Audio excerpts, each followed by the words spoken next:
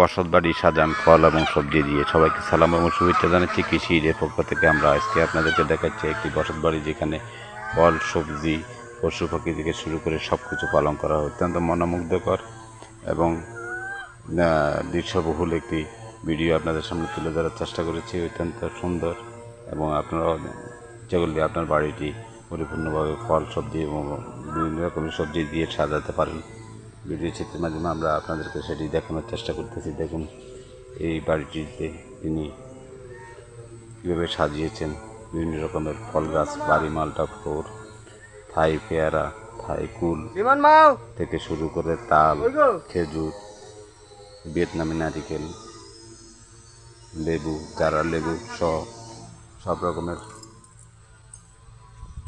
ফল সবজি দিয়ে তিনি তার বাড়িটি সাজানোর চেষ্টা করেছেন, এবং পাশাপাশি সবজি উৎপাদন করতেছেন, এবং সেখান থেকে বাড়তি সবজি সেখানে থেকে তিনি এতিমখানায় দান করে থাকেন।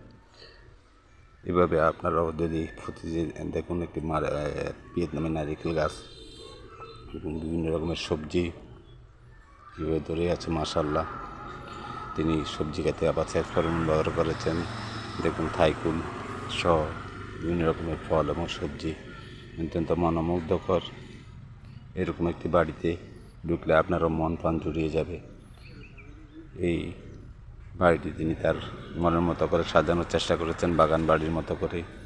ধীরে ধীরে তিনি আরও উন্নয়ন করতেছেন। দেখুন কয়েকটি তাল গাছে তিনি দুন্দুল গাছ উঠিয়ে দিয়েছেন, পাশাপাশি দেখুন তাল ধরে আছে। মাশাআল্লাহ, অত্যন্ত মনোমুগ্ধকর এবং দৃশ্যবহুল এই ভিডিওটি আপনারও ভালো লাগবে। ইচ্ছে করলে আপনি আপনার বাড়িটিকে এভাবে সাজাতে পারেন।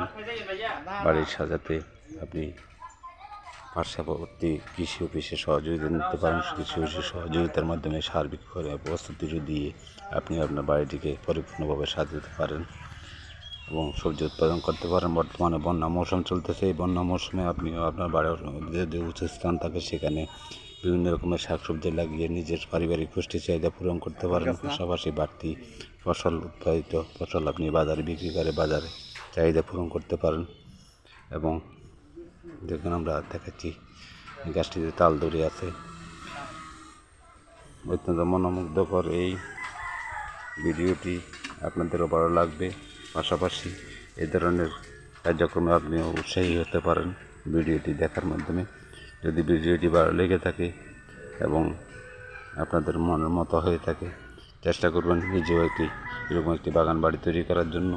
দেখুন একটি এক্সপেরিমেন্ট ফাঁদ ব্যবহার করেছেন তিনি ফল ছিদ্রকারী পোকা দমনের জন্য, এবং বিভিন্ন রকমের সবজি চাষ করেছেন। যদি ভিডিওটি ভালো লেগে থাকে লাইক, কমেন্টস ফলো দিবেন। ধন্যবাদ সবাইকে। আসসালামু আলাইকুম ওয়া রাহমাতুল্লাহ।